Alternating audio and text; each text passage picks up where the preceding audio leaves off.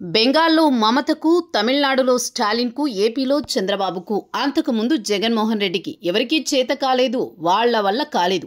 వాస్తవానికి కుటుంబ పార్టీలలో కనీ విని ఎరుగని స్థాయిలో ట్రెండ్ సృష్టించారు కేసీఆర్.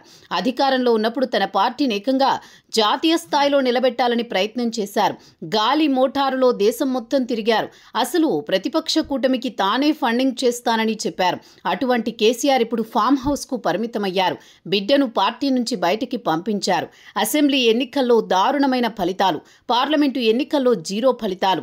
అంతేకాదు ఇప్పుడు కారు పార్టీని దేకేవాడు లేడు. ఇక ఈ మాట అంటున్నది మేం కాదు, ఎన్నికల సంఘానికి స్వయంగా భారత రాష్ట్ర సమితి ఇచ్చిన రిపోర్టు. 2023-24 కాలానికి భారత రాష్ట్ర సమితికి ఏకంగా 580.52 కోట్ల విరాళాల రూపంలో వచ్చాయి. ఇందులో ఎలక్టోరల్ బాండ్ల ద్వారానే భారత రాష్ట్ర సమితికి 495.52 కోట్లు వచ్చాయి.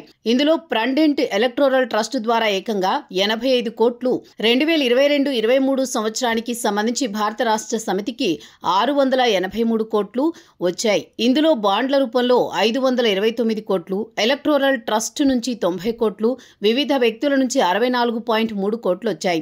అసెంబ్లీ ఎన్నికల్లో ఊహించని ఫలితాలు, పార్లమెంటు ఎన్నికల్లో జీరో ఫలితాలు రావడంతో కారు పార్టీ పరిస్థితి దారుణంగా మారిపోయింది. అసెంబ్లీ ఎన్నికల తర్వాత వచ్చిన ఉప ఎన్నికల్లో కారు పార్టీ దారుణంగా బోల్తా పడింది. దీనికి తోడు ఆ పార్టీ నుంచి కేసీఆర్ కుమార్తె కల్వకుంట్ల కవిత వెళ్లిపోయింది.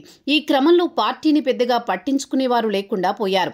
2024-25లో పార్టీకి 15,09,08,141 రూపాయలు మాత్రమే వచ్చాయని ఆ పార్టీ రాష్ట్ర ప్రధాన కార్యదర్శి రావుల చంద్రశేఖర్ రెడ్డి కేంద్ర ఎన్నికల సంఘానికి నివేదికలో పేర్కొన్నారు.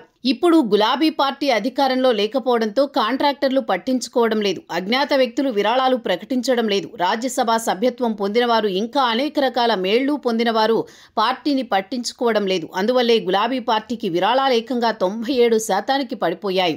గులాబీ పార్టీ అధికారంలో ఉన్నప్పుడు విరాళాలు ఇవ్వడానికి కాంట్రాక్టర్లు పోటీ పడ్డారు, నాయకులు పోటీ పడ్డారు. దీంతో తిరుమల తిరుపతి దేవస్థానం హుండీ మాదిరిగా భారత రాష్ట్ర సమితి అధికారిక ఖాతా నిండుగా ఉండేది. నిత్యం డబ్బుల రాకతో కళకళలాడుతూ కనిపించేది. ఇప్పుడు అధికారం పోయిన తర్వాత కేసీఆర్ వ్యవసాయ క్షేత్రానికి పరిమితమయ్యారు. పార్టీ మొత్తం కేటీఆర్ చేతుల్లోకి వెళ్లిపోయింది. కవిత బయటికి వెళ్లిపోయింది. ఒకవేళ ఇప్పుడు జూబ్లీహిల్స్ ఉప ఎన్నికల్లో గులాబీ పార్టీకి సానుకూల ఫలితం రాకపోతే పరిస్థితి మరో విధంగా ఉంటుంది.